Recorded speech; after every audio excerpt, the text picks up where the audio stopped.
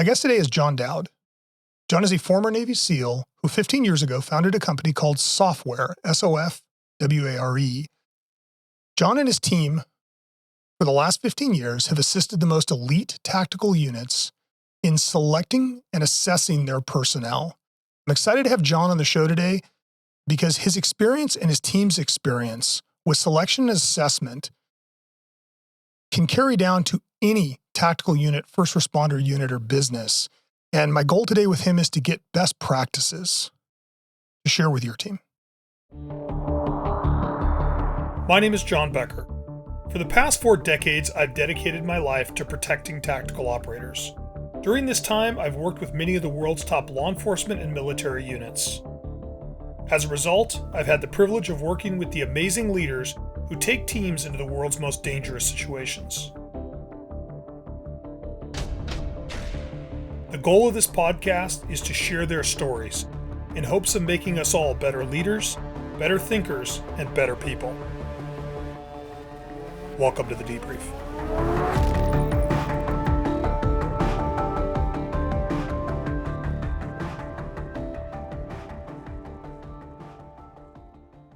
John, thanks for being here.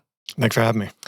Why don't we start with just kind of, a brief bio of how John gets interested in this and how he ends up here. So Naval Academy, graduate, had bad eyes, went into the surface Navy, snuck up to Canada, got my eyes lased. This is before the days of like LASIK and that sort of thing.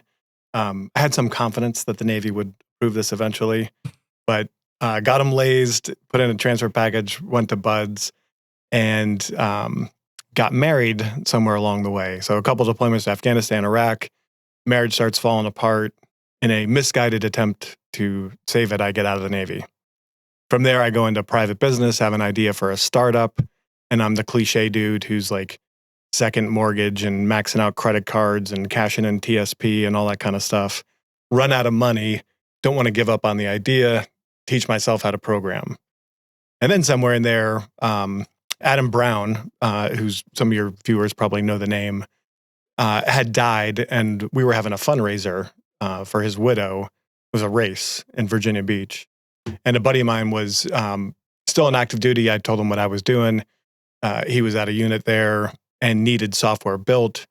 And so that was the start of the company. He asked me if I could build him a thing. I built him a thing.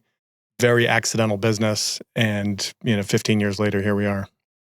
It's one, not surprising that you end up in the teams after you sneak off to Canada to laze your eyes. That demonstrated your skill set that was required. Right. But no, it's funny because I think the best businesses start like that. Well, what's funny is I had started a different business before this. And the one that I ran out of money on, right? Must have written 50 business plans and yada, yada, yada. I never wrote a single business plan for this one. First one fails, this one succeeds. I don't know what the lesson is there, but you tell me. The lesson is that you need a customer that wants what you have, and you need to build. And I think in business, building for a person or a specific mission is always more effective. Like if you look at the way we develop products, it's always every product we've ever developed, every set we've ever worked on, every big project. I'm always building for an end user. Like there's a guy in my brain every time with a name and a face that you 100%. Know. Yeah, I love that. Yeah, because and so it makes sense that's how it works. So selection assessment obviously is it's a topic in special operations from tier 1 units down to small part-time municipal SWAT team. Selection is a problem, right? Picking the right people is a problem. Keeping the right people and developing them is a problem. And part of the reason that I was excited to sit down with you today is because you were sent to me by some of the most elite units in the world who were like, this is the company we're working with to do this. When I initially did the research on you, there's nothing. I mean, there's a website and very little information about what you do. And, you haven't been on podcasts, to some degree, this is a coming out party for you. So I appreciate you sitting down with me. I think it probably makes sense for us to start with kind of how, 25 years ago, somewhere in there, the tier 1 teams begin to look at their selection and assessment processes and refine them. And I don't want to use the word professionalize them, but I can't think of a better way to do it. And in talking to the community, that's kind of the word that has been used, is they they change the way they pick guys. Yeah, I think that's fair. I mean, 20 years ago is too far for me to comment on directly, other than like that maybe when I was going through buds. But I was on the wrong end for this conversation at that point. But certainly in the last 15 years, like we've seen tremendous, I'll go with professionalization, although that maybe is not the precise word, evolution for sure. These teams have gotten way better. They're taking it so seriously. They're investing more resources. It's gotten a lot better for sure. Well, I think, I mean, it's easy to look and go, okay, well, Navy SEAL, hairy-chested frogman, we're just going to pick really tough guys. But that's not enough, right? It's a great selection for certain criteria and certain skill sets and certain, attributes if you go with Rich Davini's look at it. But it's not enough to pick the right guy who is then going to subsequently go on into a tier 1 unit or is going to go on to lead a unit. And so I think it does make sense that they started to look at like what is the right combination. Yeah, and I think there's been a tremendous amount of differing efforts, some disconnected from the one that came before it, right? So a lot of activity. And how much of that activity has actually resulted in the evolution, the progression, I think it's a mixed bag. I and we are certainly not experts on all of that activity, but we have had a very unique vantage point.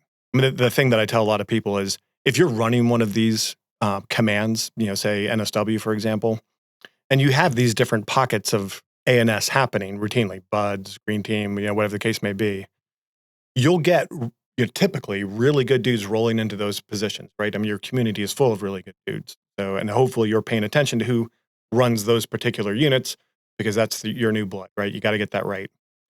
But the problem is they're in the unit or they're in that position rather for 2 or 3 years. They got a bunch of collateral duties and they're only doing it in this narrow silo. And there's 50 other silos around the military, 500 other silos around the military where people are grappling with similar issues. And there just wasn't crosstalk, cross-pollination, right? Everybody was doing their silo, rolling out after 2 years. Well, we've had this, and it's like not any kind of like strategic genius on our part, just serendipity and, maybe we earned the trust of some people. But we had this perch of, we can actually work with, 10, 15 different units simultaneously, each in their own silos. And we can stay on this topic all the time and never come off it, right? So that's really why I was interested in talking to you is like, we've accumulated a bunch of stuff in our brain, kind of feel bad that it's in our brain and not in the brains where it can really, do the most good. And so hopefully this conversation is a way to, for us to kind of return the trust that was placed in us over the last decade and a half. Yeah, I mean, it's the same thing that we see in our business, right? Our program officers might turn over every year and a half. And so, at a minimum, every 2 years, you're like, let me tell you about your program. And there isn't the great vehicle for the retention of corporate knowledge. So a lot of times an outside firm like yours, like mine, are in a position to gather a broader swath of lessons learned, but also to kind of carry the corporate knowledge about a topic in a way that is difficult even for the command themselves if they're trying, just because of unit turnover and changes of command and everything else. Yeah, so vehicles like this where the knowledge just gets disseminated, maybe that, sort of like raises the floor. Yeah. Right. Just, across a whole bunch of different enterprises, even some that we never hear about and never talk to. That would be a huge victory. I would love that. That's what results from this sort of thing. Well, and one of the things that I'm seeing more and more as, as shows are starting, as podcasts and shows and conversations are starting to be had, there is a great deal of knowledge at the top of the DoD tactical hierarchy, right? There's a lot of money being spent. There's a lot of expertise. And by guys like you coming out and having these kinds of conversations, a SWAT team in Wedover Sioux, Wisconsin can hear the things that elite units are thinking about in selection. And one of the things that, the great joy for me in this show is I can take a guy like you that none of these people are ever going to meet, and they can meet you and they can have this conversation and learn about kind of your lessons learned. Let's talk about kind of the evolution. And I know that the work that you are doing is built, they always say we stand in the shoulders of giants, right? Boy, is that true. Talk to me a little bit about that. Yeah. So, there's too many people to really name, but I do want to call out a few people that I've just spent endless hours talking to and have really shaped my thinking.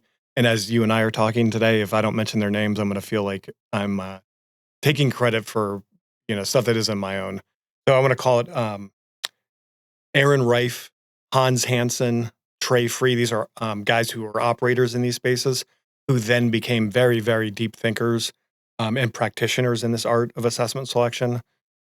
Psych docs, there's a bunch of them, but Chad Morrow and Mark Stahl, both of them, tremendous influence on me and on us. And then a guy named Preston Klein, who you should probably have on your show one day. I'll talk to you about him offline. No, I know who Preston is. Okay, yeah, he's a great thinker in this space as well, and a good friend of ours. But yeah, so I actually just interviewed Dan Dworkis, who's the medical director for MCTI. Oh, really? Yeah. Oh, that's awesome. I don't actually know him. Yeah, but that's Dan's fantastic. Yeah, so you go, we had this great, good fortune of being able to work with these units, and then you go and these tremendous people, and you're thinking through complex problems, and they're sharing their insights with you, and man, that is the most rewarding thing professionally for me in a long, long time.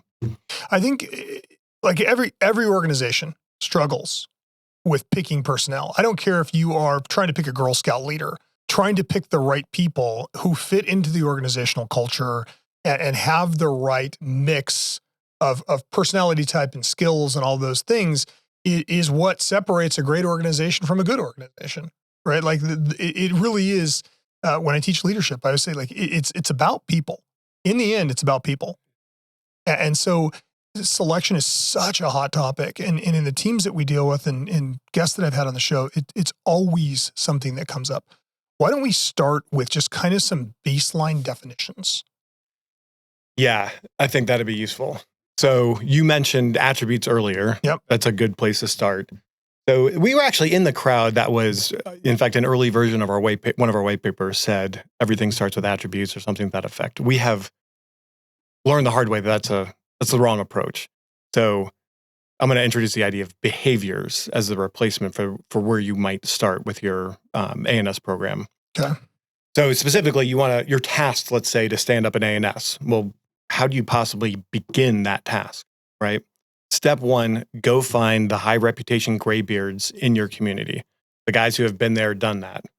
Ask them, hey man, what are the concrete observable behaviors that you've witnessed with your own eyes that made a difference in a workup cycle, on the battlefield, serving a high risk warrant late at night, right? Like whatever the different components are that, matter in your given community, find the guys who have done it and ask them for concrete observable things they've seen with their own eyes that led to success and the anti-patterns that led to failure, right?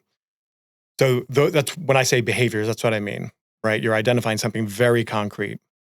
Now, eventually you can bring that back to attributes, but I'm going to skip even talking about that for now, and we'll arrive there eventually. All right. Well, give me some examples of what constitutes behavior.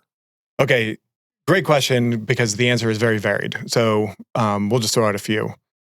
I'll pretend to be the graybeard in this case, right?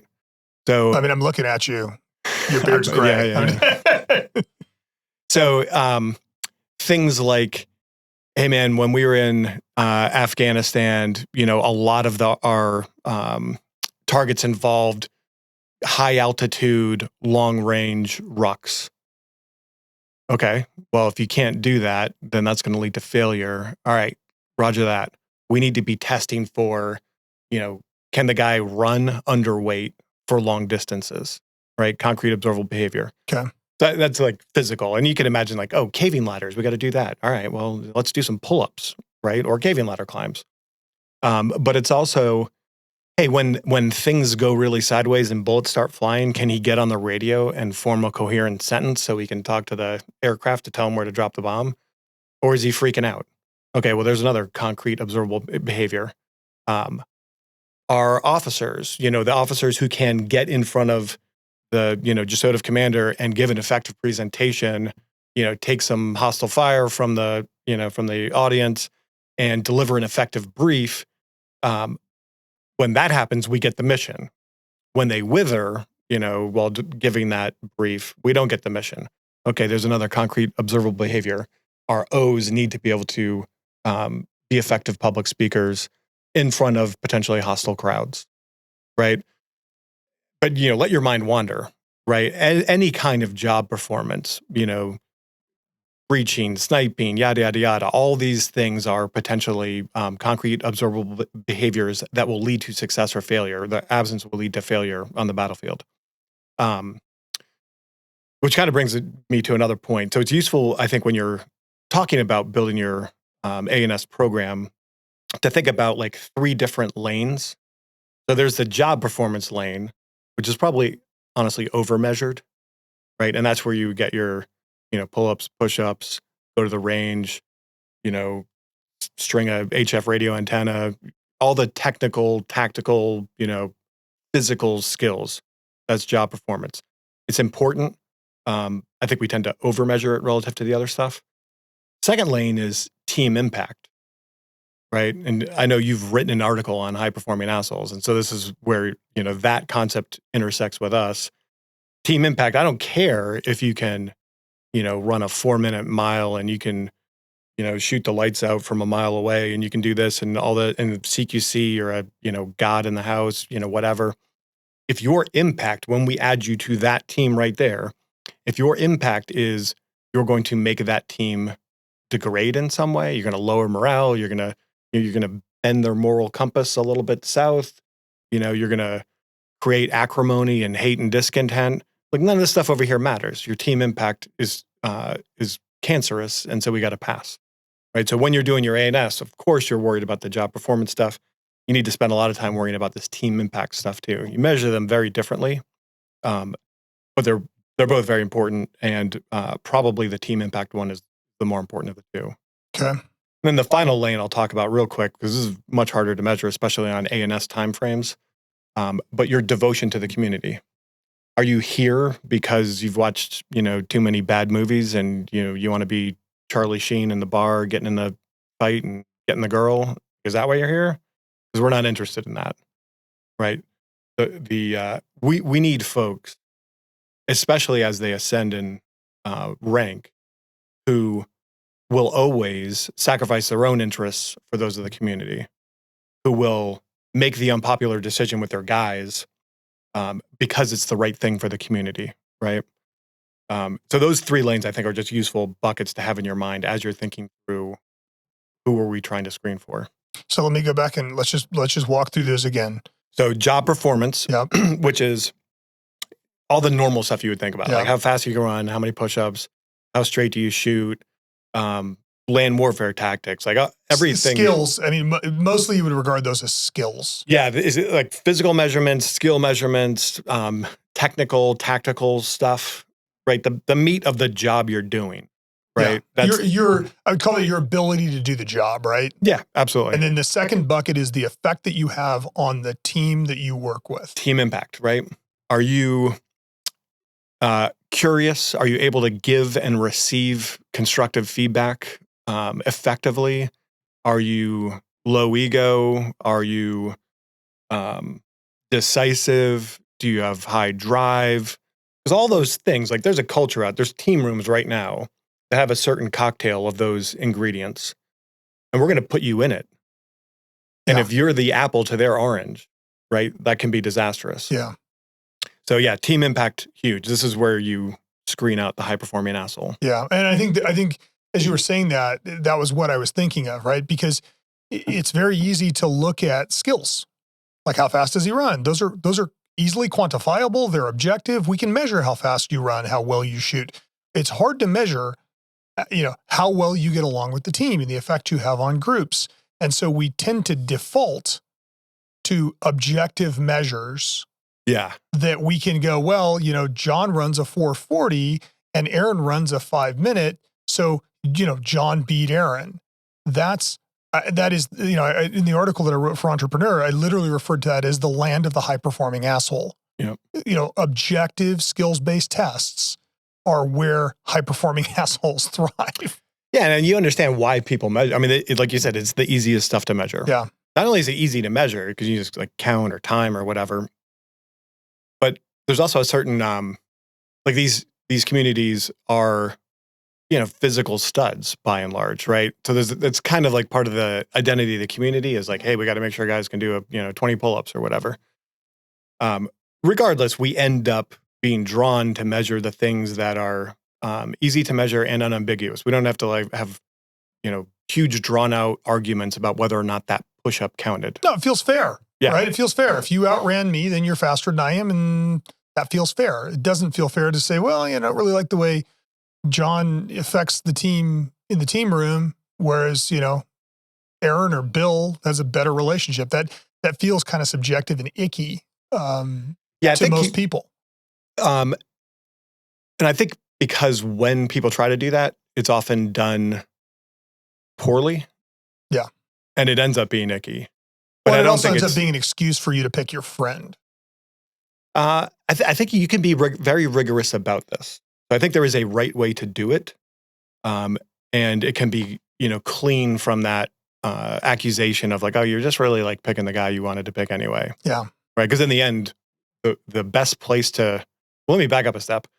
When we're measuring the job performance stuff, like the language we would use for that is you want to design an assessment typically. So an assessment is a discrete window of time. It's like, Tuesday at 1:00, we're going to do the PRT, right? And so there's a discrete moment of time. We're going to count some push-ups, pull-ups, sit-ups, whatever. Or we're going to do some house runs, or we're going to do, a medical scenario or ropes or whatever the case may be. But you're engineering that moment. Aaron, guy I mentioned earlier, likes to talk about like the perfect realm for assessments is where there is no gap between the best and true self. So best self is like your displayed self, your facade, your mask, right? I want to get a job at your company and you interview me. I'm going to put on a facade. It's human nature. In an assessment, like there's no gap between like your best self's push-ups and your true self's push-ups. Like if you can do 100 push-ups, that's your true self. Push-ups, yeah. But there are other arenas where that assessment, that engineered moment, is not at all the right instrument because the gap between best and true is large. So all the stuff we were talking about a second ago, all the team impact stuff, you almost never want to measure that in an assessment. You want to measure survey. A survey, our term, just means no engineered moment. Just put guys together for an extended period of time, ideally make it an intense period of time, ideally erode them, physically, make them tired, hungry, wet, cold, whatever. So their ability to sustain that, the displayed self, the best self, which takes cognitive energy to do, erode that, right? And then leave them alone in a barracks with some chores to do while the cadre leaves. And then ask them how that went. And there's, a lot of guidance in exactly which questions you ask and how you ask them.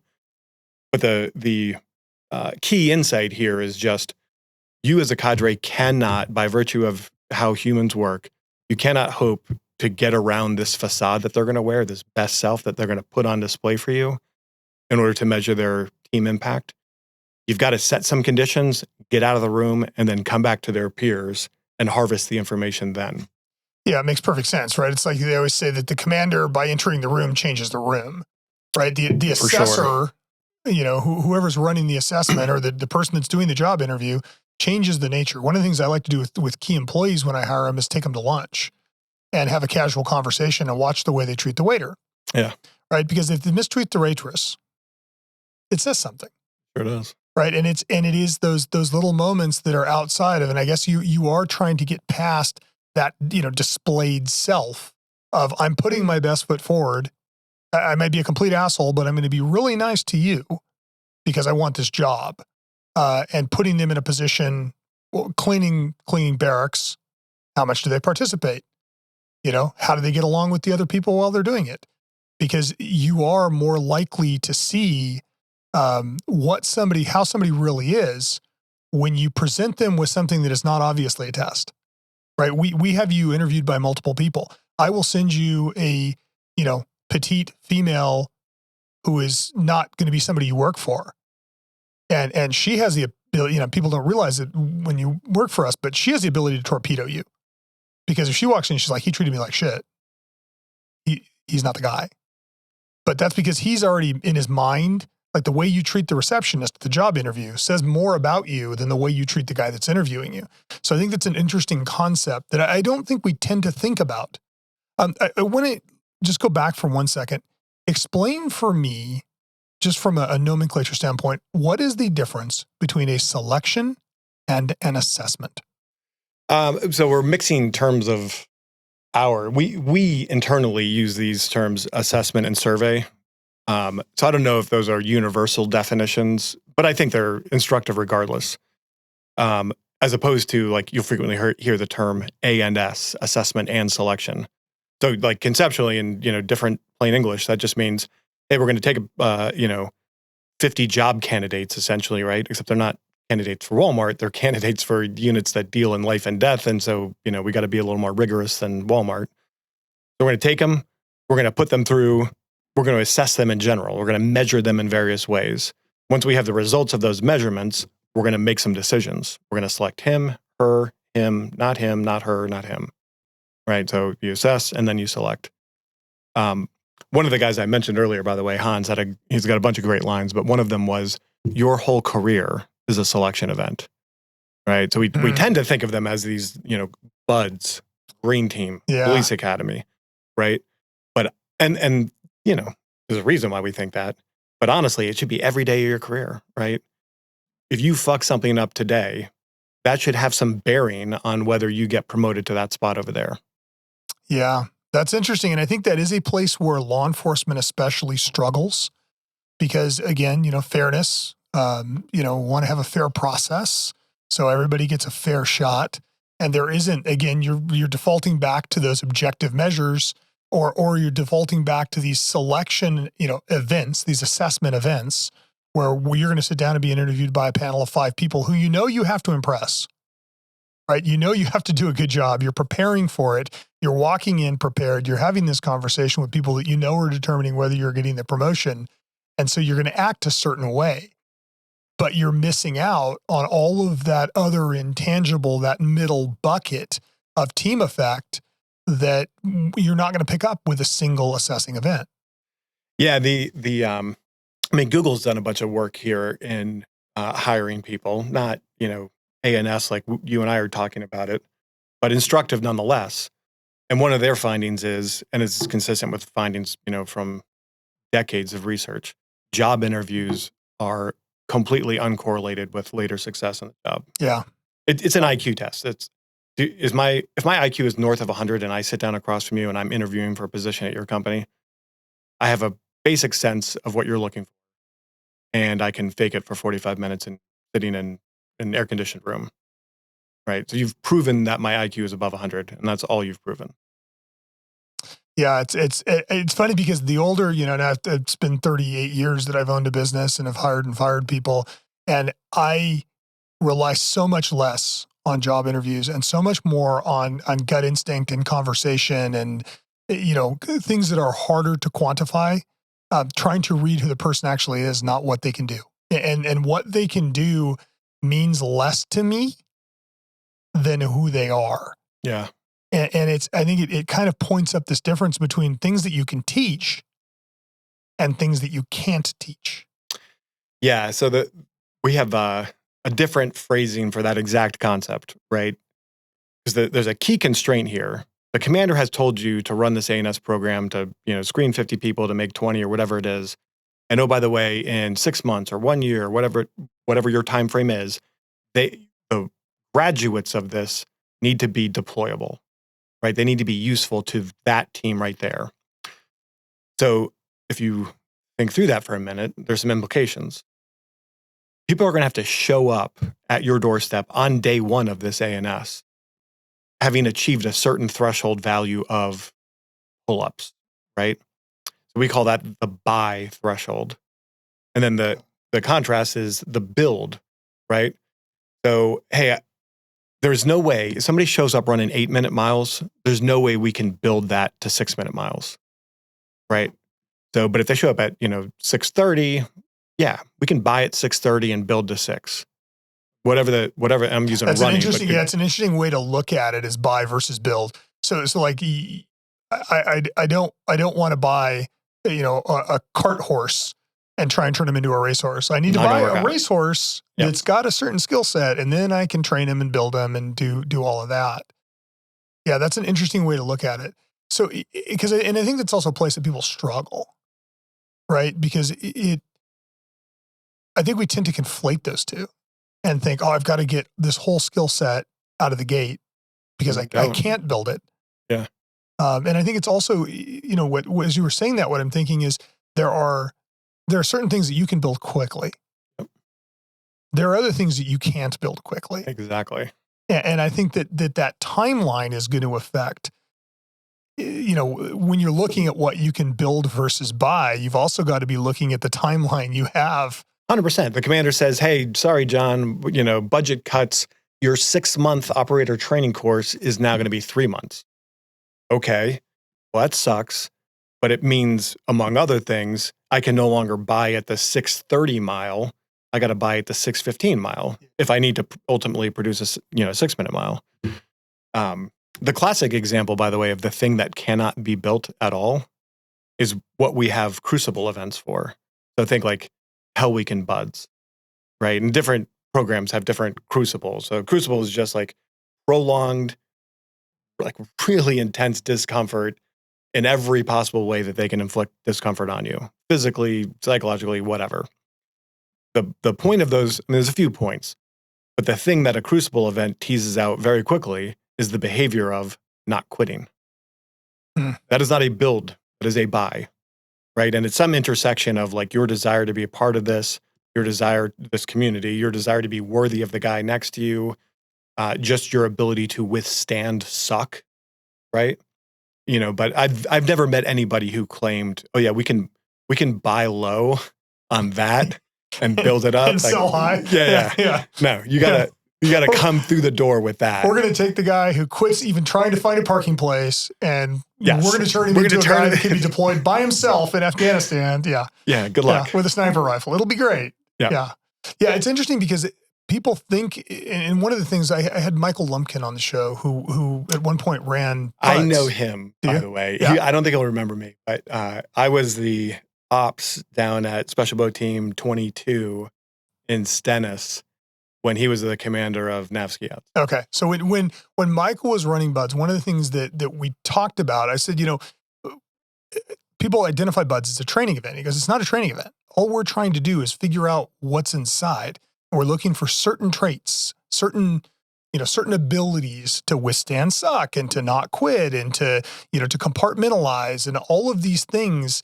And he says, the idea that it's training, we're not going to teach you anything. I mean, you may walk out of it feeling better about yourself and, knowing that you have these things, but like, we're not going to teach you how to overcome pain or cold or sand or any of those things in the process of Buds. It's just not going to happen. Yeah, there is still, I think all that's true. But I think historically, and this has gotten better, but a lot of that stuff, even the I'm not going to quit behavior, even that falls into that job performance. Like I got to run so far, I got to, shoot straight, I got to do this, radios, comm, blah, blah, blah. And I have to be tough. I have to, be able to withstand the suck. So Buds does a great job of that for sure. It screens out a whole bunch of people who, watched the Charlie Sheen movie, thought they wanted it, but then, 6 minutes into Hell Week figured out they really didn't.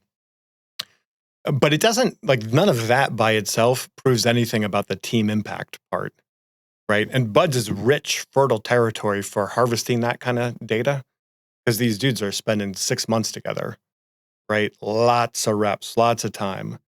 So you have to go deliberately harvest that information. But if you don't, you very much have the potential of, graduating the high-performing asshole who can withstand the suck and yada, yada, yada, but is going to be poisoned when he goes in the platoon hut. Yeah, and it's I guess if you're intentionally harvesting that information, you're going to get the middle of the curve. Otherwise, what you're going to get is the two extremes. He's such an asshole that people talk about what an asshole he is, or he's such a great guy that everybody loves him. But anything beyond those two are not going to immediately rise up without an intentional process. Oh yeah, 100%. That's absolutely right. You want to just like trip your way into, oh, he's pretty good. So here's a classic way where you can kind of stumble your way into a bad process. Oh, sure. So like a question that I got asked about my peers when I was in Buds was, would you go to war with him? And if you think about it for 2 seconds, like, okay, I guess that's a question. And then you think about it for like 2 more seconds and you're like, wait a minute, something feels off about this. So here's how I would break it down. When you're harvesting information, you don't have the, assessment events where you're engineering it and, everything's precise and it reliably produces an insight into this or that behavior, right? This is the prolonged exposure. And then we, come back and talk to you and ask you about these folks. There's 2 ways to ask those questions. One is behaviorally anchored questions. So things like, he shows up to work on time with the right gear, right? Very behaviorally anchored. So if you're asked that question about me, whoever's requiring you to answer it, he doesn't have to know or care what you think about the value of, punctuality and preparedness or whatever else, right? He just needs you to make the observation, yes, John shows up on time. He's got the right gear. Cool. So I'll put that in contrast to the second type, which is outcome-oriented, right? So outcome-oriented is like the, would you want to go to war with him? I don't like that for other reasons, but here's a different version of it that I got from a friend of mine. I would actively recruit him for my next platoon. Oh, yeah, that's a very different thing. Well, the key here is, that feels very different, though. Right? That's too. The go to war thing is two question, but Hollywood it's two movie different questions. Yes. Yeah. The best version of the I would go to war with him is trying to be the I would actively recruit him, but it's just too laden with other crap. Yeah. But let's just think about he shows up to work on time. I would actively recruit him for my next platoon. So a couple of things I'll point out. This is very narrow, one single behavior. John might be super punctual, but he might be horrible in every other regard. Sure. Right? If you say, I want to actively recruit him for my next platoon, you're mentally bundling up, a whole bunch of behaviors that you care about and that you've seen this individual demonstrate, right? So you get a lot more bang for your buck here than here. In Buds, however, you can't do these. The 17-year-old who was in high school last week, you don't give a shit what his opinion is of who he would actively recruit for his next platoon. Yeah. He knows nothing about your culture. Yeah. Right? No basis to compare apples to apples or anything else. So with anybody who's made any kind of like discontinuous leap, certainly high school to Buds would be one. It can get more nuanced, like, whites off to special mission unit. Is that a discontinuous leap? I'm not sure. Based on the washout rate, I would argue it is. So regardless of whether it is or it isn't, you have to be thinking about that, right? And then if you're in the scenario where there is a discontinuous, and actually I bet you the answer is more nuanced. There are certain things where there's perfect continuity between the whites off and then there's other areas, where there's a divergence. So you have to carefully think through that. And when you are in the land of discontinuous leap, you got to stick with the behaviorally anchored questions, right? Once you've arrived at a spot where you're like, no, this group that I'm harvesting info, these are like trusted cultural agents. They've been around. They know who we're trying to be. They know our aspirational culture. They buy into it. Well, now you can ask them all the outcome-oriented questions you want, right? Because you have a reasonable expectation that you're talking about the same thing, right? And that's where you could like start harvesting like really low-level data from the front lines, bubbling that up 10 layers in the hierarchy. And now for the first time in his life, the commander has deep granular insight into the front lines of his organization. This is not an A&S specific thing. I mean, we do it there, of course. This is your whole career. Like commanders should be routinely harvesting this kind of information because, as you said earlier, they can't observe it directly. They walk in the room, people act differently. But when they're not in the room, all these other people are. And you can ask them questions about it. Yeah, when I teach culture-centric leadership, I talk about getting to ground truth. Like you have to know what the person on the front line, because in your organization, the people that sew our armor know more about the manufacture of our product than I will ever know. They have much more experience doing that thing. They actively do that thing every day. They're not fragmented. So if I have a question about that, that is the best source of information in the building to go to. It isn't two steps up in supervisor chain. It's like, go to the person that actually makes the thing go, is this occurring? And the same is true here, right? If you're trying to measure several steps in the organization, you're getting away from that ground truth that the people at the, in the team room see and nobody else does. Yeah. So where, like, here's how to make this very visceral for people listening. How many times have you seen this scene? There's a room, bunch of people in it, cameras, lights, podium. Senior leader walks out to the podium, faces the crowd, and says something like, "This incident does not reflect the values of our organization." Yeah. Right? And empathize, totally get it. But like, what in my translation of that is, I'm the commander. I've lost the ability to directly know what the culture is, which is ironic because I'm the guy who can influence it the most. Right? Yeah, I always take that every time, and that's always what this does not reflect the beliefs of this organization.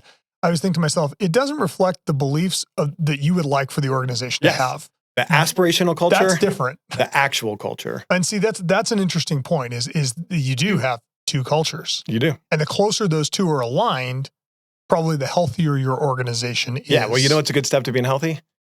Just being able to measure the difference in the first place. Like, maybe you're aligned, maybe you're not. I mean, nobody's perfectly aligned. Sure. Right? But like, step one is you have to have, like, your aspiration. You're the commander. Like, you're the definition of the aspirational culture, right? Like, that's that's what you do. That's what you do. The culture. Yes. Yeah. And of course, you're not just making stuff up, right? There's constraints on legacy and all this kind of stuff. But like, more than anyone else, you're the one who decides what the aspirational culture is. But you really need a mechanism to figure out where the actual culture is. Because in some places, like, there's going to be such tight alignment, it doesn't require your attention. Other places, there's going to be a variance. You have to know what those variances are, how, on specifically what behaviors. And then you've got to, like, figure out a plan of how you're going to reconcile those. So, all right. So let's dig a little deeper into, A&S here. So I want to measure concrete observable behaviors. Yeah. Okay. And this is where I want to kind of dig into your, like, best practices. Walk me through, if I'm running my assessment and selection correctly, what are the kinds of things that I'm doing? Like, give me kind of John's, okay, best practices list. All right. Let me just kind of free association this. So first off, you should be very thoughtful about, like, there's really like three archetypes of cadre. So there's the sensei. Sensei's the guy you want, right? And I'll circle back to When him. you say cadre, you mean like the assessor. Exactly. Yeah. Okay. We'll come back to sensei in a second. Gatekeeper. He's the guy and you've seen this, I'm sure, a bunch. The guy who's like constantly angry at the candidates. Like, you just met him, but he's like consistently angry. Like, how dare you try to come here and be what I am? Yeah. So the gatekeeper, what he sounds like, he is going to make damn sure that you don't get in unless you absolutely, are twice the operator he was, or not operator, candidate that he was when he was going through the same process, right? He's the bridge troll from Monty Python. Yeah, there you go. Yeah. And then there's the Santa, which is kind of the reverse. Like, they just can't, you did something poorly and they just can't bring themselves to give you a bad grade on it, right? So the sensei obviously is the good guy in this story. He is eager to welcome you so long as you meet the standard. And he will rigorously enforce the standard, but he's not like angry at you in the meantime, right? He's rooting for you, but he's not going to give an inch. Yeah. So you want senseis more than gatekeepers or Santas. Ideally, you'd have all senseis, but it's probably not going to work out that way. But at a minimum, know who your senseis are, know who your gatekeepers are, know who your Santas are. Gatekeepers and Santas are fine for like timing runs and counting push-ups. Yeah, I mean, as you're saying that, I'm picturing buds, right? Like that's a good place for gatekeepers. Yeah, there needs to be senseis there too. Because the other worry here is, and you alluded, I forget what you said, but it instantly made my mind go here. Like really what you're talking about, these ANS processes, like these are sadism sandboxes if you're not very, very careful, right? Like every like fraternity hazing incident or like the Stanford prison experiment, right? Like there's a group of people in charge, a group of people who had to do, every beck and call. And like those conditions left unchecked can veer quickly into sadism, right? And there's a bunch of safeguards, to prevent your process from veering in that direction. But step one is have a bunch of senseis, especially in the key leadership roles, right? Yeah, because if all you have are bridge trolls, no one's getting across the bridge, and everybody will be dead when they're done. Yeah. And it'll turn into a sadism sandbox. And the problem with the sadism thing is like, you're going to occasionally kill a dude, right? Or injure somebody. But let's say you get super lucky and that never happens. There's still a really big problem.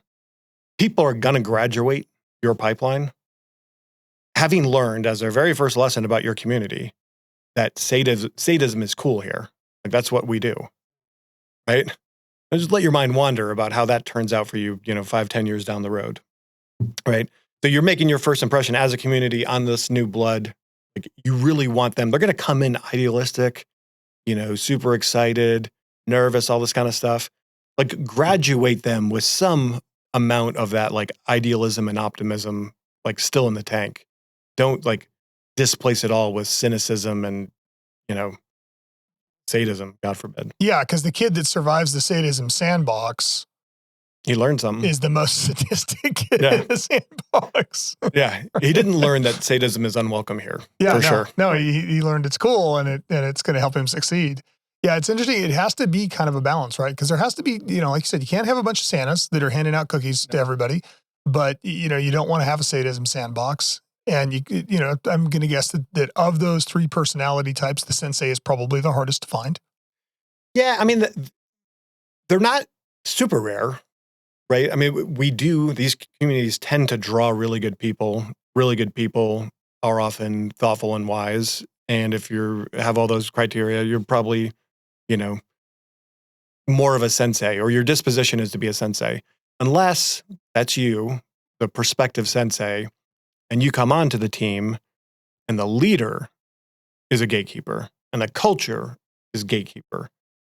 And now you're a wannabe sensei surrounded by gatekeepers everywhere. They're probably going to turn you into a gatekeeper too. Yeah. Yeah. Because you're living in the sadism sandbox. Yeah. So step number one, when, John Becker stands up his next ANS is, find the sensei to occupy every key leadership role. And if you can get senseis all the way down the ranks, so much the better, but at least the key leaders. Okay. So, we got to first define our criteria with our graybeards. What are the behaviors we want to see? Yep. We've got to pick senseis. Yep. To be the guys that are actually going to run that. They're not going to give it to you, but they're going to help you. Right? Like they want you to succeed. Like you said, they want you to succeed, but they're going to hold the standard. But at the same time, they're not going to torture you recreationally. They're going to torture you for a purpose. Yep. And we talked about the lanes. So the graybeards will have identified a bunch of stuff. You got to bin them. Okay, hey, this is job performance. We can engineer an assessment that will reliably produce an insight into actually a unit that you and I are both familiar with. They have a height phobia test. And it's an elaborate setup. And none of it matters. I'm familiar with the test. Yeah, none of it matters until there's a moment where like you get to this spot and you got to just jump. Like everything else was like just window dressing. But when you get to that moment, like, are you like, shaking and, does it take you 10 minutes or like, do you do a reasonable risk assessment and then jump? Like, so the reason why I love that example is it's so crystal clear. Like that will reliably candidate after candidate after candidate reveal something about that behavior, that like I am comfortable in heights behavior. Yeah. So it's like claustrophobia is another one that a lot of units test for. Yes, and you can get very clean looks at it, right? So there's other things that are much harder to test, still doable, right? But it just takes a lot of creativity and whatever. But the behaviors that the graybeards gave you, bin them. Is this job performance? Okay, cool. The next task is we're going to go through and we're going to engineer events or assessments that will reliably produce looks at the presence or absence of that behavior that the graybeard identified. Mhm. Right? So that's a bucket. Okay, another bucket, team impact, right? And the graybeards will have a ton to say about this, right? So, and some of it you can immediately picture, right? Like, does he carry his weight on the team, right? Does he show? Is he on time? Does he have the right gear? Are we always like waiting on him? And like, somebody's got to lend him a this and lend him a that. Like they may not use this language, but growth mindset, right, is what they're going to be getting at.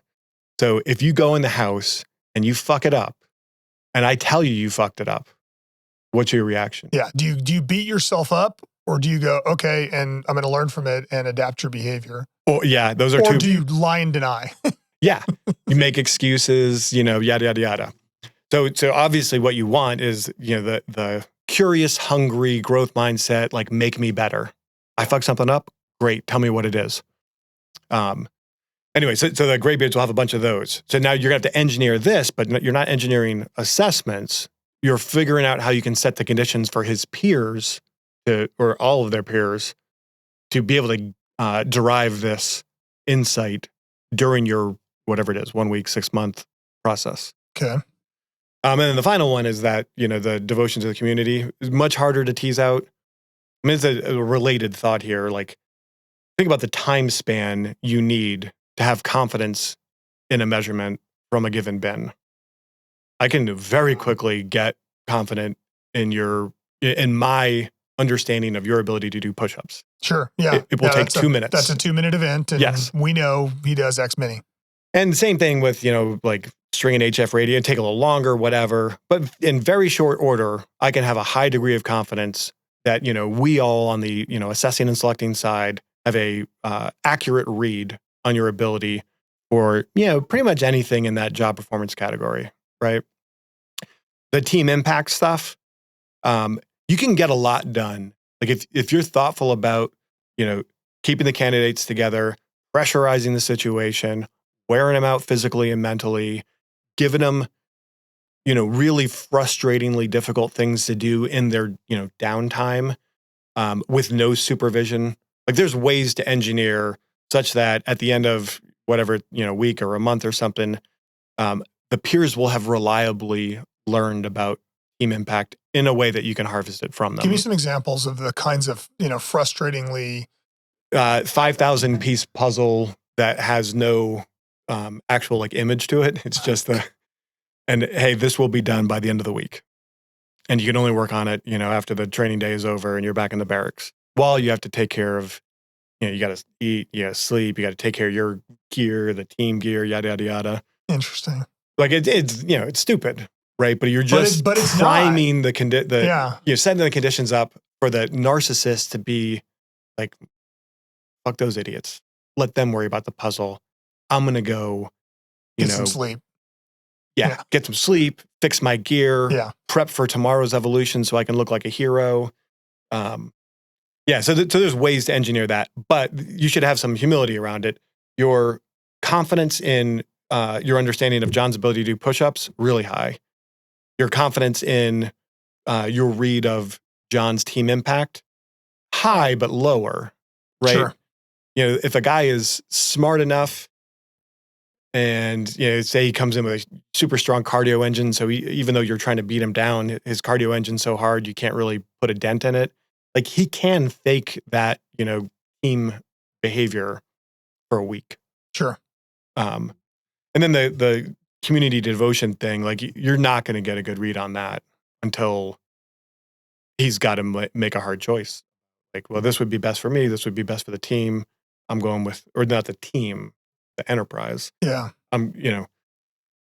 So very important to measure. You can start getting looks at it. The psychs can help, cadre, the peers, but you should still remain humble. Like your confidence in that measurement should be the lowest in that bucket compared to the other three. If that makes sense. Yeah, it makes perfect sense. So one of the things that, and you mentioned the psychs, like I think one of the things that is unique about selection in elite units is the use of psychological professionals. And maybe we can just touch on that a little bit as to kind of the role, like the without getting into details that, reveal kind of unit secrets, the types of things that psychologists are assessing for, or the kinds of assessments that you see them doing, like what's the role that they can play? So there's a few things. One thing which you're alluding to, and which I have very little insight into, is like, Wonderlic, or, I don't even know the names of that test. Neo, I think, is one. Like, there's some like battery of tests that they will do. We're not directly involved in that. Sure. Every now and then I have a conversation, but that's, there is real insight to be gained there. If you have the luxury of having psych docs, encourage you to, use that. That's not John Dowd's personal vote for the value that they really offer. Not to diminish any of that, right? But in my mind, the real value is the good ones, right? And I've actually said this to the guy who runs all the psych docs at the highest level within SOCOM, and he agreed with this statement. 70-80% of psych docs that we've come across, awesome. 20-30%, not so much. And the key difference is, it's actually that, ironically, it's the community devotion thing. Like the 70 or 80%, like they are there to serve you, the selector, and this is their value. Like you say, hey, the graybeards told me, that we really need to like test this for this behavior. I don't know how to get at it. Help me think through. And they're coming from a much different place than you. And so the intersection of like your expertise, your history, your whatever, and then their like totally orthogonal like skill set, like the odds of you being able to come up with a good way to reliably test that thing that the graybeards had identified just went through the roof. Sure. Right. Yeah. So that's a tremendous value that they add. And then the other value that they add that's really important and often gets short shrift is, we haven't really mentioned this explicitly, but there's this idea of like quantitative assessments versus qualitative. Quantitative is the easy ones. You count or measure time. Qualitative often is how you have to measure the really important things. Sure. Easy to think of all the ways that can go wrong. Psychs can inoculate you against some of those, right? So like norming sessions. Before you do something that is deep in this qualitative sphere. So I'll give you an example. We're going to give officer candidates, very short time frame to consume a bunch of fake intel packages. And then 30 minutes later, they got to, brief this assembled audience on, like a Warno opward kind of thing for some, notional mission. Right. And what we're looking for, like the behaviors we're trying to tease out here are maybe, number one, can they deliver the brief effectively? Number two, we're going to have the audience members be, sort of like hostile, confrontational. How does he respond to that? Right? Is it fetal position and second thumb, or is it, some resilience there? And number three, we're going to inject some new information late in the game. Does he have the, sort of humility to take that information on board and change his plan on the fly? And humility is maybe the wrong word, but the flexibility, the adaptability, whatever. So those are the three behaviors we want to test for. Well, if you got a whole bunch of people, as role players who are watching that go down, there's a really high risk that the yardstick that you should own as the assessor is going to get surrendered to each individual. Right. And so they're going to grade things idiosyncratically per their own preconceptions of what right looks like. Sure. And in that case, every bit of data you've just gathered is garbage. It's completely subjective. Yeah. And unfortunately, you don't know that. But you think you gathered a bunch of signal. You didn't. You gathered noise, but you still think it's signal. So that's the worst case. You'd be better off not having done the event at all. But the psych docs can help with this because you could, for example, show a couple, 3 different past iterations of this before we go live to the whole, assembled group. And the psych docs or senior enlisted, walk through, hey, let's everybody grade in silent. Okay, now let's talk about our grades, out loud. We got some triangulation here. Let's talk through this. Okay, yeah, so you gave a high grade because you thought X. That's actually a misunderstanding. What we're really trying to do is this other thing. And now you've calibrated everybody. But by the way, the psychs have a role there, but there's a bunch of other problems and mitigations around delivering these qualitative assessments. because they really are the richest source of like assessment data over here, but they're just so easy to do wrong. So we can dive into that now, or maybe circle back to it later. No, I think we can dig in a little bit now. I think with subjectivity, one of the challenges of subjectivity is making sure that we are all measuring the thing that we need, that we're looking for, and creating common operating picture, common, nomenclature. So we know what we're looking for at the beginning. And I think that's a place with selection assessment that a lot of places fall apart, is you're looking for one thing, I'm looking for something else, and we don't agree on the front end what we're looking for. Yeah, so we call that own the yardstick. So the guys, the small number of guys who put together the selection, or if it has existed for years, they inherited it, whatever. There's some small number of leaders who are in charge of it, right? And the rest of the staff are there to grade. So the small number running the process, they need to own the yardstick. And meaning they tell you what right looks like. So you're an assessor, I'm the guy that owns the yardstick. I don't care what John Becker thinks a good push-up looks like. I'm going to tell John Becker and then John Becker needs to grade according to that yardstick, right? There's a few ways to either optimize your chance for that or to detect problems on the back end, which is almost as good. Okay. Right. So number one, because ultimately there's a grading sheet of some sort, right? And it says something, and then you read it and you watch, and then you record a grade. The thing that it says needs to be, shocker, concrete and observable. Like early on, and that's probably part of the problem here, but units would routinely have, actually like the event I described earlier with the 30 minutes to prep so there was a scoreable thing labeled compartmentalization. Not concrete, not observable. You could actually, you could watch, if you were standing in front of the room and you watch the audience member or the role players, you could actually see them do this. Right? What does that word mean? Yeah, so let me translate that into behaviors. Okay. Now that I've translated it into behaviors, did I see any of those behaviors? Like you just made so much work for them, as opposed to he took heavies from the audience and maintained his composure. Nobody needs to do that, in response to that. Like that's visceral. He was rock solid. So number one, the thing you ask people to grade needs to be concrete and observable. Number two, when you're counting push-ups, one person is fine. When you're doing something like this, the qualitative stuff, ideally you have multiple people grading the same individual at the same time. And why do you do that? Or inter-rater reliability, right? The way you know that everybody was on the same yardstick is you have several people measure at the same time. And the degree to which they differ suggests that everyone was on the same yardstick or not. Yeah, your standard deviation there is, if it's everybody grades John between 3 and 4, that's a very different selection than if they grade it between 1 and 10. Yeah, exactly right. Yeah.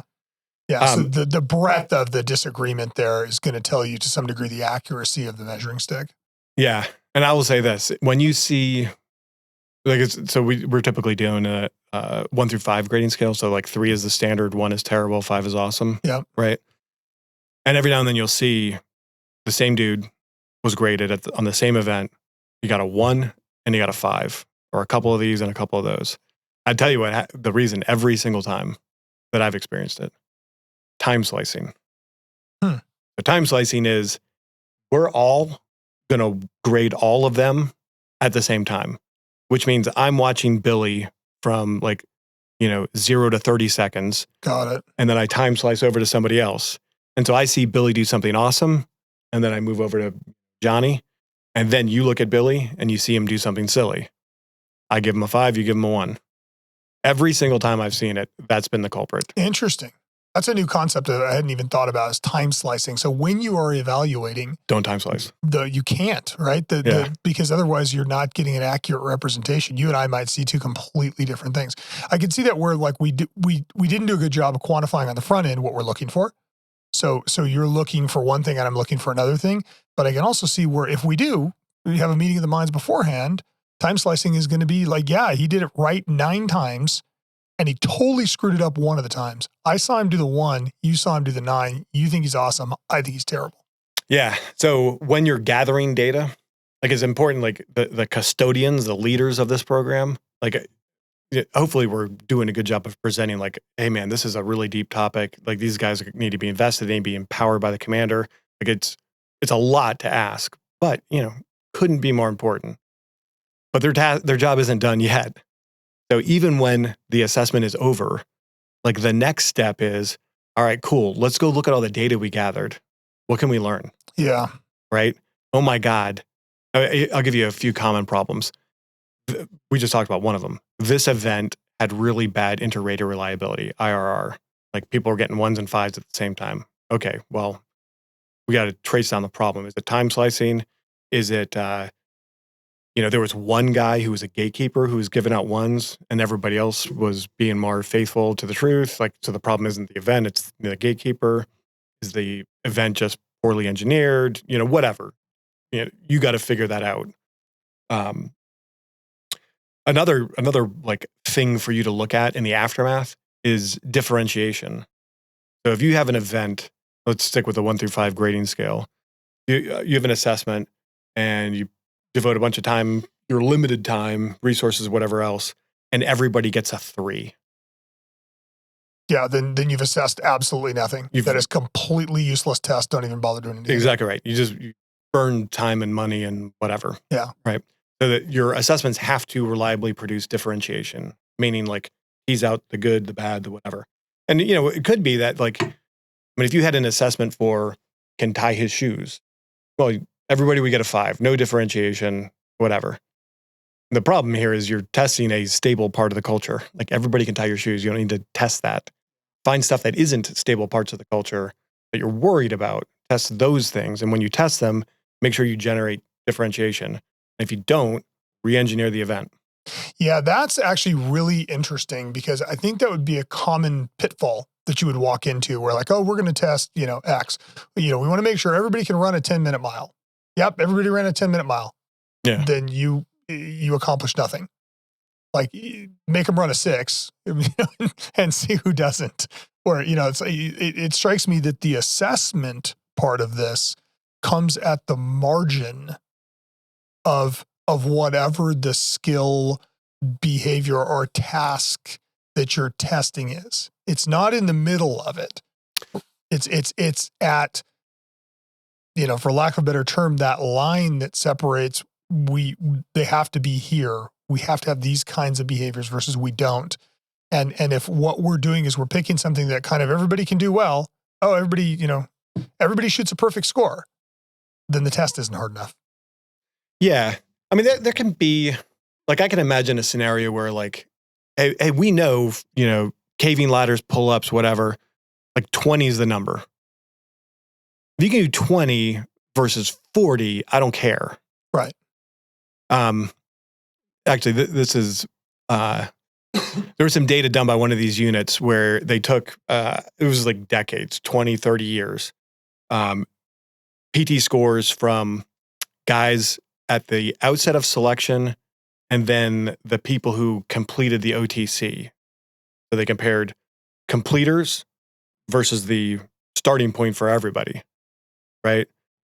Pull-ups, push-ups, and sit-ups, 0 correlation whatsoever. Runs and swims, there was no limit to the correlation. The faster you ran, the faster you swam, the more likely you were to complete the whole course. That's kind of crazy, actually. I'll give you a Push-ups, hypothesis. sit-ups, and pull-ups. Yeah, the caveat that should be mentioned here is everybody's showing up doing 20 pull-ups. Sure. Right? Now, if somebody had shown up and couldn't do 1 or could only do 5 or 7 or something, like I think they would not have made it. Right. But this was like once you can, if you're at 20, you're, then growing to 40 doesn't actually improve your odds of completing the whole pipeline. Yeah. Right. So there was nobody doing less than 20. So it's not totally a fair test. Sure. If that makes sense. Yeah, it makes sense. But the explanation for the run and the swim, I think, is like we call this in one of our white papers, the special case of trainability, right? So we're interested in all these behaviors and all those, things, and eventually you reduce them down to attributes so you have a convenient shorthand, right? But it's the behaviors we care about, not the fancy sounding word. But this trainability notion, though, is important because whereas the other behaviors are what's going to make you succeed or fail in your first role in the community, trainability is what you have to get there in the first place, to complete the pipeline, right? Because we're going to be A, physically degrading you, and B, throwing a lot of stuff at you because we need to train you into something usable, right? So what's your starting IQ? Because that'll affect your trainability. What's your cardio engine, right? The stronger your cardio engine is, the less degradation of cognitive bandwidth will happen as we put you through, OTC. And so you'll be able to absorb stuff. You mentioned one earlier, like the guy who beats himself up after a failure, right? But if you and I are perfectly identical, like all the way through training, and then today we have the exact same fuck up, and I'm the dude who beats myself up, and you're the dude who shrugs it off. Well, tomorrow we're not identical anymore. Yeah. You're way ahead of me, right? Yeah, it's interesting. One of the performance psychologists that I interviewed talked about one of the things that separates amazing athletes, like really high-performing athletes, from just below them, tier 1 from tier 2, for lack of a better term, is the ability to compartmentalize failure. And like, I don't know if you watched the Super Bowl this weekend, you saw Kansas City have not a great Super Bowl. But if you watched Mahomes, every time he walked down the field, he looked exactly the same. There was no emotional outburst. There was no throwing his helmet. It didn't go well, but you could see how in his brain, you just, like, if you miss the shot, you still have to take the next shot. Yeah. And you can't let the fact that you missed the last shot impact the current shot. Yeah, you're not going to like how that works out. Yeah, because at some point you start to just cascade downhill. And that ability to overcome failure and move on to the next iteration is obviously a really important skill. So 100% agree. And you just triggered a memory. There was a guy that we work with. Actually, we still work with him from time to time. He's at one of these units. Back when he was in active duty, I asked him, first name's Jason. Hey man, what's like the number one reason why things go wrong for these dudes, looking at the candidates? And he said, oh, easy. Failure. What do you say? Failure funnel, failure spiral, something like that. And the idea was this: these units draw really high-end performers, right? Just from every walk of life, right? They haven't experienced a ton of failure. In your unit, in your ANS, they're going to experience failure. What happens then? So this, you can easily like pull that thread just a little further and arrive at the conclusion of, well, you know what happens a lot on the battlefield? Failure, uncertainty, disappointment, yada, yada, yada.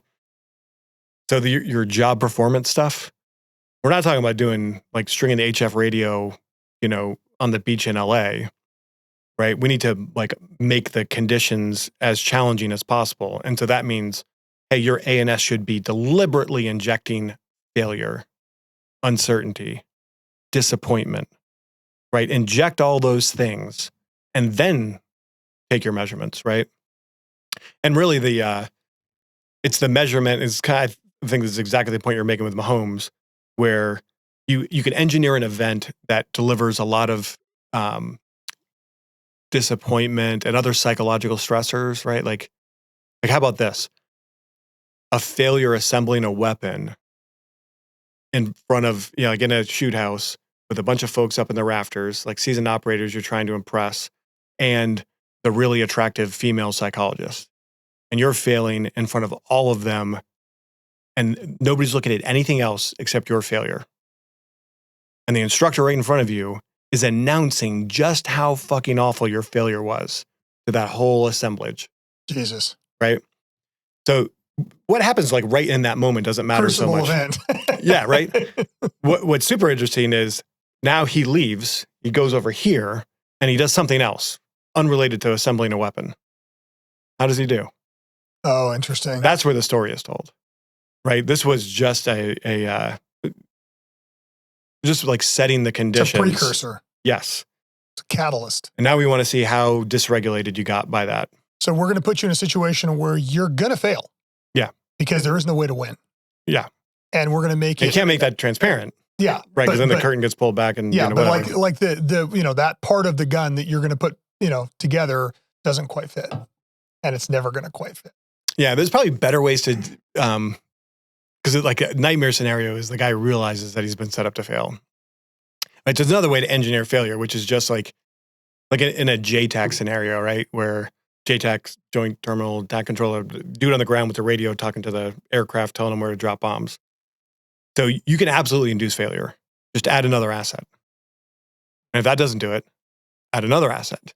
And keep playing that game. And at some point, no human brain is large enough to all that different, altitudes and yada, yada, yada.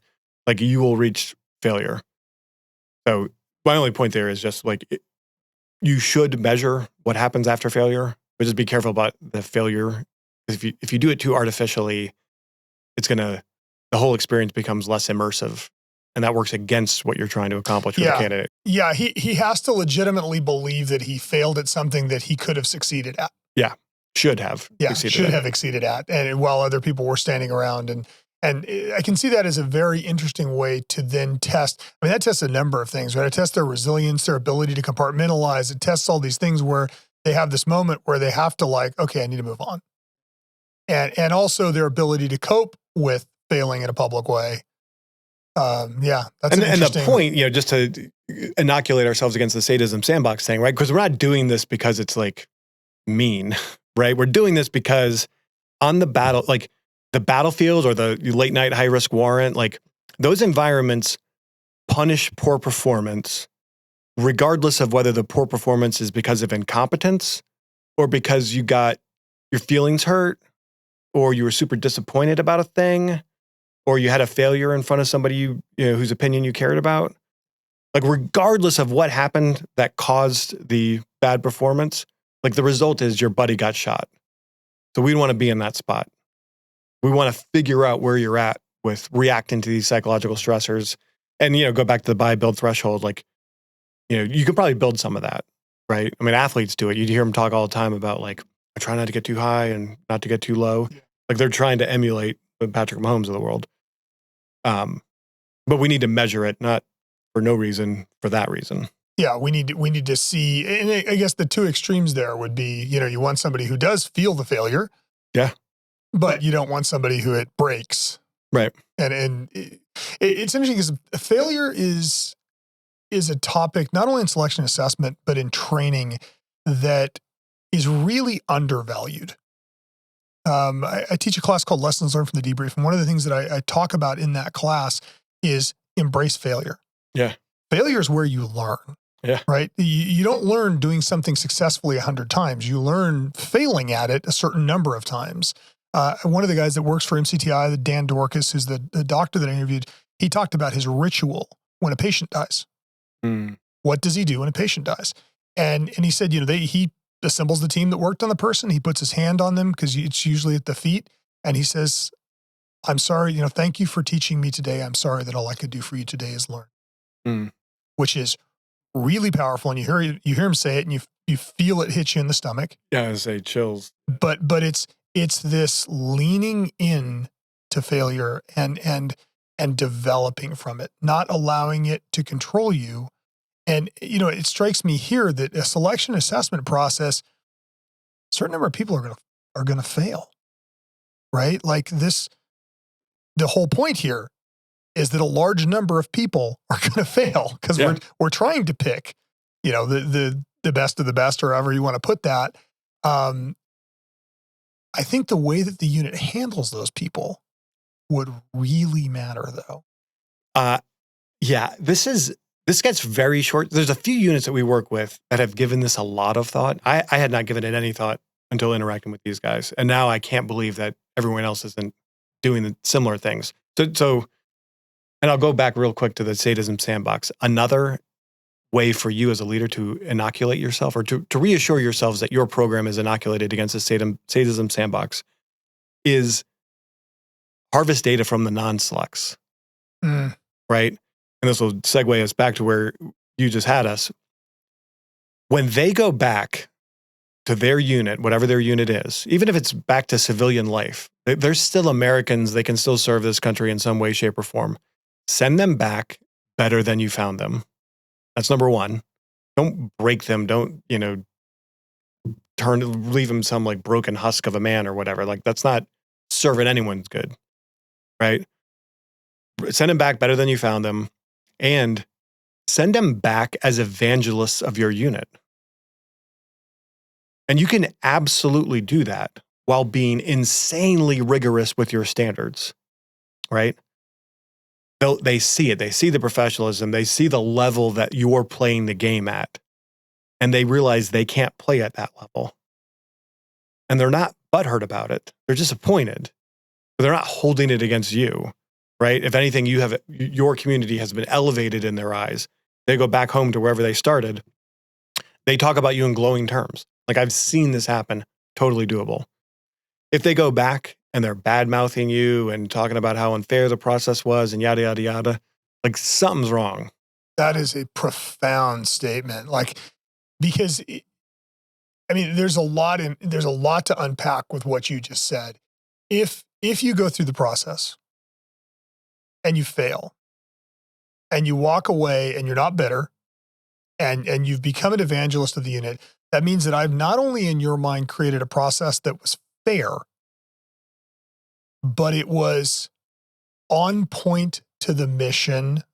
Like the alignment of the tasks that you performed were aligned with what the job ultimately needs to have, but that also you felt that I treated you objectively fairly. I didn't not pick you because I don't like guys in blue shirts. I didn't pick you because you couldn't do the things that you needed to do. That's a tall order. Yeah. Yeah, you get there with senseis. You don't get there with gatekeepers. You don't get there with Santas either, by the way, right? You're not going to, if they come to your selection and they encounter nothing but Santas, you're not going to, the esteem with which they hold you is not going to grow. It's going to shrink. It's going to shrink if all they interact with is gatekeepers. But the senseis who take their job seriously, care about the community, high standards, that's fine. And if I can't hit them, and this goes back to that third lane of the community devotion, right? Like in the end, what I should want is not what's best for me, but what's best for the community. And if it turns out that I'm not good enough for that role in the community, well, then I should be rooting for somebody else to fill it and recognize that I can't. That is really interesting. Yeah, that's sending people away better than you found them and having them walk out feeling fair, feeling they were treated right is really a hallmark of a very effective selection. Yeah, I think so. And I think it is some of these things are hard to do. Sure. Right? Yeah, a lot of things hard to do or we wouldn't have this conversation. Right. This was easy, you wouldn't have a job. But the things that are hard to do, sometimes there's things that are easily done to check if the hard things were done. So, Give me an example. What we just talked about, like how exactly do you get them to leave better than you found them and to leave as an evangelist holding you in higher esteem than when they first showed up? Well, there's a bunch of, senseis in there and, there's a whole bunch of stuff in there. That would take a long time to really, fully tease out every key step. But there's one thing you can do that's super easy to figure out if you did it. On the way out, talk to them. Debrief them. Debrief them. Absolutely. That's super easy. And, obviously there's going to be the onesies and twosies, the narcissists, right? You didn't pick him because he's a narcissist, because his team impact would be awful. And now you're telling him he's not good enough. Well, there's no amount of senseiing or anything else that's going to prevent that guy from bitching, right? But that explains, 1, 2, 5% of your failures. The other 95%, you're on the hook to leave them in that state that we just talked about, right? And if you don't, then we know something's wrong with the process. Yeah, that's really interesting. So, okay, we're kind of walking down the road of best practices. Is there anything that we haven't covered that you think we should? Is a couple of things, I think. So one thing we haven't talked about yet is what Aaron calls the first data point. So the first data point is, let me phrase it as a question. So you're going to start this ANS, gone to the graybeards, you've organized in the bins and you've engineered the events and you've figured out how you're going to do the survey stuff. And then the first class rolls in and you start measuring. So in that scenario, like, what's the first data point? Hmm. I don't know. The first data point is way back here. Like this process is making you sort of like renew your definition of what this community is all about. Right? So you're from the graybeards, you're teasing out the key behaviors, the anti-patterns, right? Then you're encoding them into an ANS, which is forcing you to really crystallize what those behaviors mean and how you can suss them out, right? And so the first data point is what you just learned about, what you just defined about the community. Oh, that's fantastic. Right? Yeah, because you've defined your culture, you've defined your standards, you've defined all these things. Because you're gonna like these survey questions, we call them perception surveys, right? And they're phrased the way I was wording them earlier. Like I would actively recruit him for my next platoon. His career is unlikely to be derailed by legal or ethical troubles. Right? So they're always like stated that way where like a positive answer is good. Like if I agree with the statement, that's a good thing. Yeah. Right? Yeah, we do a very similar assessment in employee assessments. I can trust John to tell me the truth. Yeah, beautiful. You know what's great about that? It elicits a visceral reaction. Yeah. Like if a dude is shady, like I don't have to think about it. Yeah, when the thing is like the answer jumps into my mouth. Fuck no. Yeah, when that's the thing is it gives me like on a scale. Let's take a scale of 1 to 5 on that. 5, John will tell me the truth even when it's at his disadvantage. Yep. Right. 1, John will never tell the truth no matter what happens. If this guy was blue, he'd say it was gray. All right. Like a 3-4 doesn't tell me a lot. A 1 tells me a great deal. And a single assessment point of a 1 tells me we got a problem. Yeah. So you're touching on some rich ground here. So let me circle back real quick to this first data point idea. And then if you're okay with that, I'm going to pursue that. Okay. So the first data point, like you've teased out the job performance stuff. That's not going to be super news. We know we got to run fast. We got to shoot straight, whatever. But this culture stuff, like the middle bucket, the team impact, right? What you just got from the graybeards, like those are the key cultural markers of your community, right? That is when our community is working at its best, it's because we're interacting with one another in these ways, right? So your first data point is like a really concrete definition of your aspirational culture. Now, of course, I skipped this part, but it's only because it's obvious. Like the graybeard, you go to the graybeards for those concrete, observable behaviors. But guess who else gets a vote? The commander, right? I mean, it's his community. You know, he's doing some horizon watching. He might know that we need to veer this way or that way. But some intersection of what the graybeards have seen and what the commander's vision is, right, produces, this very concrete representation of the aspirational culture. Now that you have it, measure everybody on it, right? And there's some do's and don'ts here, and you don't want to induce survey fatigue and induce cynicism, blah, blah, blah.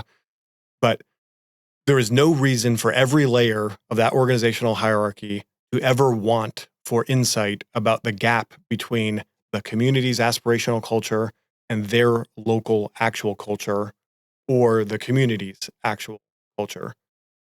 That information is there. You just got to harvest it. That's very interesting. So you're going to go back and measure, like, this is where we want to be. Where are we now? Yeah, I mean, it's like this.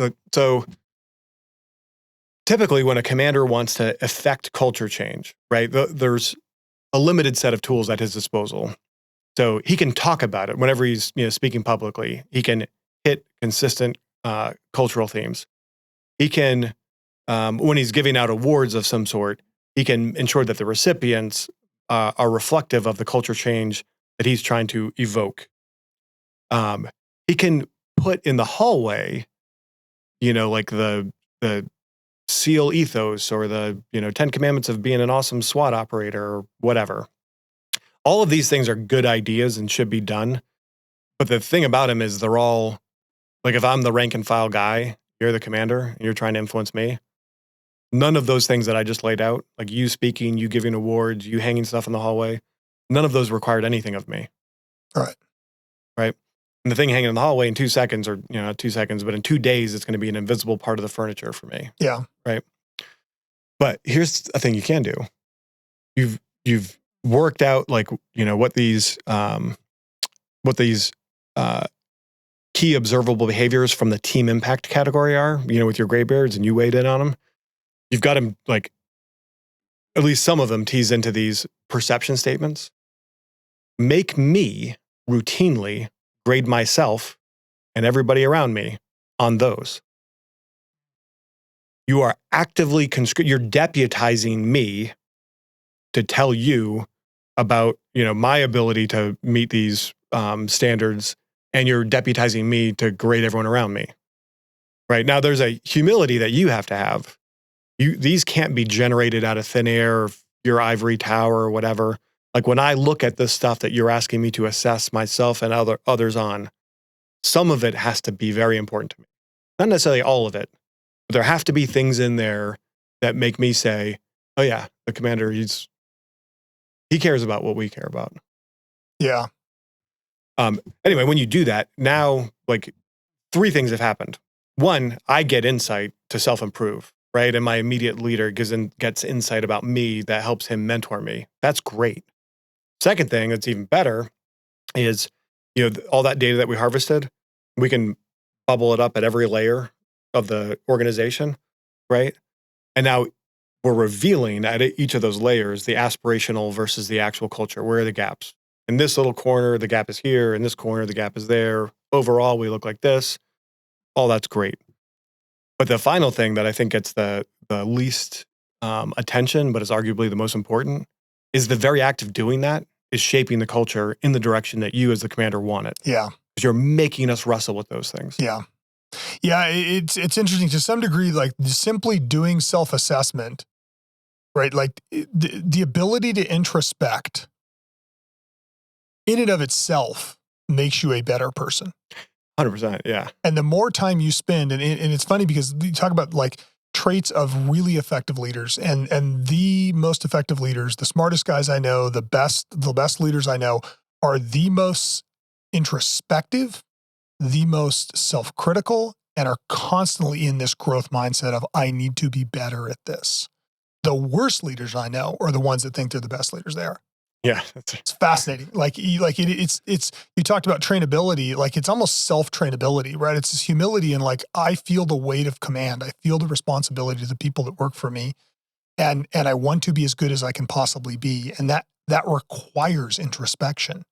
It requires that moment of like, I'm nobody's ever going to be the best at this. So I need to figure out, how can I be better at it? And then culturally, that means, how can we collectively, right? If we're a collection of individuals, if all of us are introspective and all of us are trying to get better, then collectively as an organization, as a culture, we're trying to get better. Yeah. And I think there's an implicit thought there that I want to make explicit, which is we have to be introspective, subordinate to our devotion to this community. Because you could be like, there's guys who are like, oh yeah, I'm going to go do that, really cool, sexy job for 4 years. And then I'm going to use that as a springboard to do this other thing, and then whatever. And so we want them to be introspective, but we want that introspection to be in service, not of their own ambitions, but out of their desire to ever more faithfully serve this community, right? And that's important at every level. But as you ascend in leadership, it quickly becomes like the single most important thing, dwarfs everything in the, both the team bucket and the job performance bucket, right? Because otherwise you end up with the commander who is making decisions based on his ambition, or because he can't tell the boys the bad news, right? And so he just does the popular thing rather than the right thing. And yeah, those never end well. No. What else? Is there anything else we haven't covered, you think? I'm sure there's a million things. Yeah. But yeah. But maybe we should give up on the idea of trying to do all of them today. Yeah, we're peeling an onion, right? Yeah. Like little by little. Where can people find your work? Like, I know, obviously you are operating in a realm and with units that are not particularly overt in the things that they do or the process, but yet I know that you do work with, you find new units to work with, and you will work outside of this community.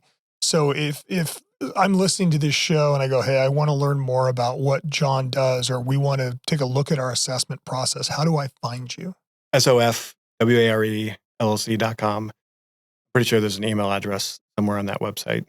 I've talked about some white papers and that sort of thing. We're happy to give that out. Like, we wrote it to give it out. So by all means, if any of this has sounded interesting, email us, send you copies.